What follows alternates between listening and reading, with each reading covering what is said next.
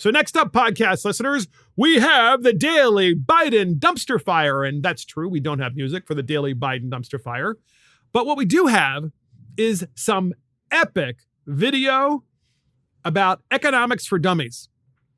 So economics for dummies, of course, you know who the dummies are. The dummies are the folks in the Biden administration. So rather than having Joe Biden in his usual dumpster fire mode where you really can't understand what he's saying, or he just, can't remember the name of the Prime Minister of Australia or any other of the number of things that he does, we have instead Congressman Jim Jordan,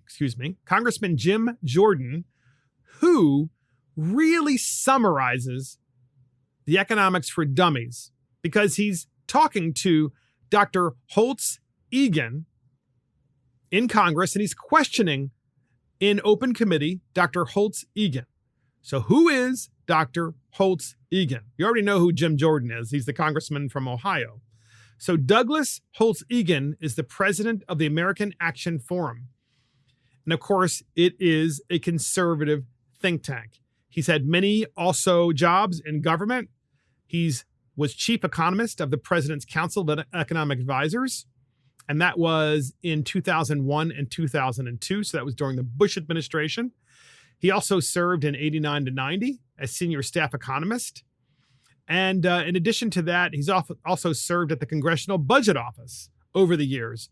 But he's been at the American Action Forum, which is a conservative think tank, for many years. So somehow the Republicans managed to get this guy in to Congress in a Q&A session in committee. And so we have two clips of Ohio Congressman Jim Jordan asking Dr. Holz-Eaken questions about the Biden economics, otherwise known as economics for dummies. First up, we have clip number one. Here it is. You'd laugh if it wasn't so serious. Mr. Holz-Eaken, is the Democrats' economic plan working?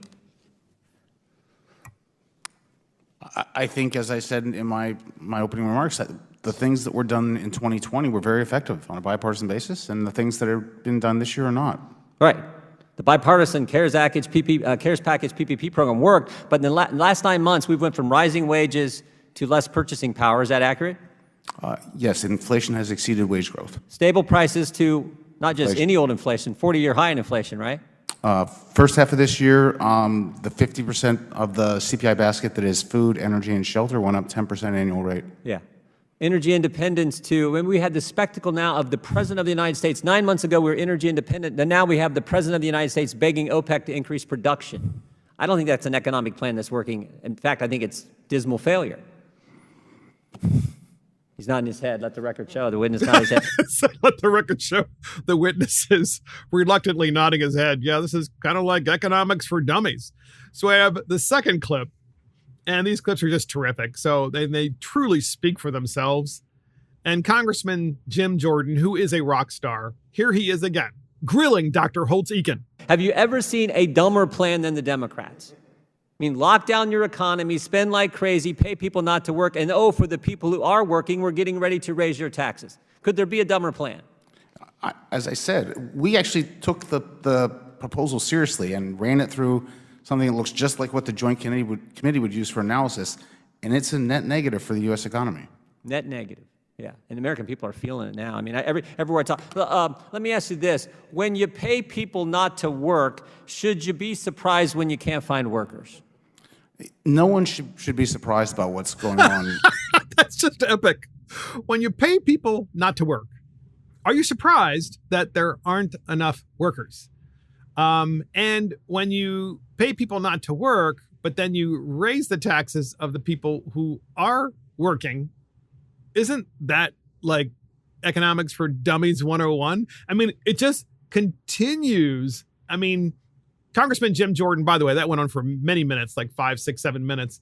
Congressman Jim Jordan is such a rock star, and he does such a great job in exposing and summarizing very succinctly how stupid we have become as a nation.